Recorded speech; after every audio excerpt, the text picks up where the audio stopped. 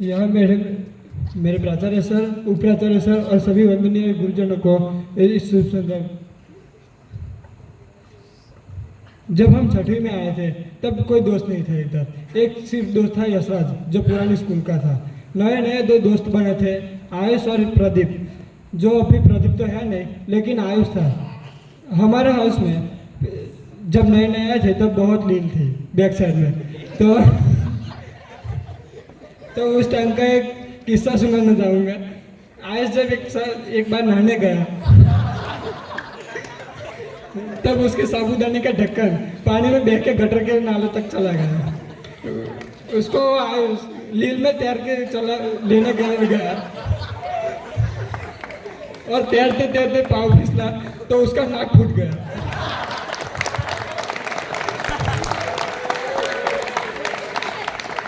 तब से हम उसको पोपट बोलते हैं, आज भी वो याद बात याद आती है।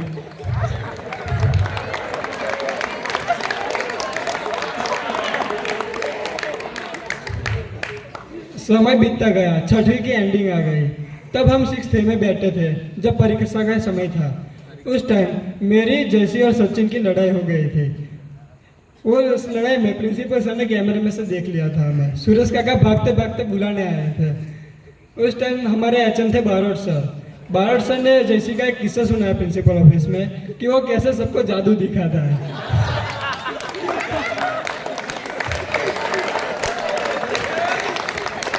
जादू के नाम पे खुद को पेटी में बंद करके चाबी फिरवा देता था। 7th का तो ज़्यादा याद नहीं है क्योंकि ज़्यादातर समय मैं घर पे ही रहता था। उस टाइम कुछ भी फंक्शन आए तो मैं घर पे ही चला जाता था। फिर तो सर को भी लगने लगा था कि इसको फंक्शन आए तो मेडिकल लीव पे भेज देने का। अब आई 8th की बात। 8th में हम अरावली जूनियर में रहते थे। उस टाइम बहुत मस्तियाँ की। उस टाइम का एक किस्सा है आर्यन का। 12 साल का खटिया हमारे हाउस में रहता था। आर्यन का पंखा बिगड़ जाने पर सर को बिना पूछे वो खटिया यूज करता था। मस्ती मस्ती में उसने वो खटिया भी तोड़ दिया। फिर भी सर ने कुछ नहीं बोला। सर को झूठ बोल के मना लिया कुछ भी करके। फिर आई कोरोना की बात। उसमें तो पूरा लॉकडाउन में गया। अब आए थे 10th में दोबारा। तब नया नया दोस्त बना काव्य, और दूसरे ग्रुप वाले तो थे ही। काव्य के साथ जो छोटे मोटे झगड़े और हंसी मजाक चलता रहता था। फिर आए 11th की बात। तो 11th में बहुत सारे कारनामे किए, और उसमें होली के टाइम पे प्रिंसिपल सर ने रोहित दमन से पूछा कि आपकी अचीवमेंट क्या है। उसमें रोहित ने बताया कि नो कंप्लेंट नो सस्पेंड। उसके दूसरे ही दिन पूरे क्लास वालों ने माइग्रेशन वालों के साथ झगड़ा कर दिया।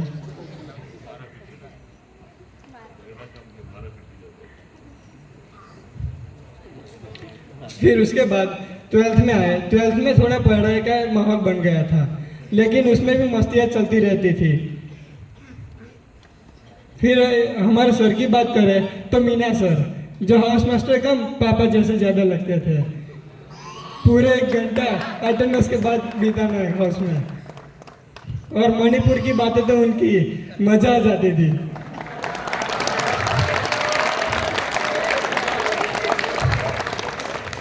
मणिपुर के किस्से और उनकी राजस्थान की वादियाँ कुछ अलग ही कहना। फिर आए थे एनके सर के ऊपर। तो एनके सर भी पापा जैसे ही रहते हैं, लेकिन ज़्यादा बात नहीं करते, लेकिन बहुत कुछ बोल जाते हैं उनकी खामोशी। फिर आते हैं बहुगुणा सर। क्लास में वो अक्सर हमें ज्ञान देते रहते हैं मोटिवेशन के नाम पे।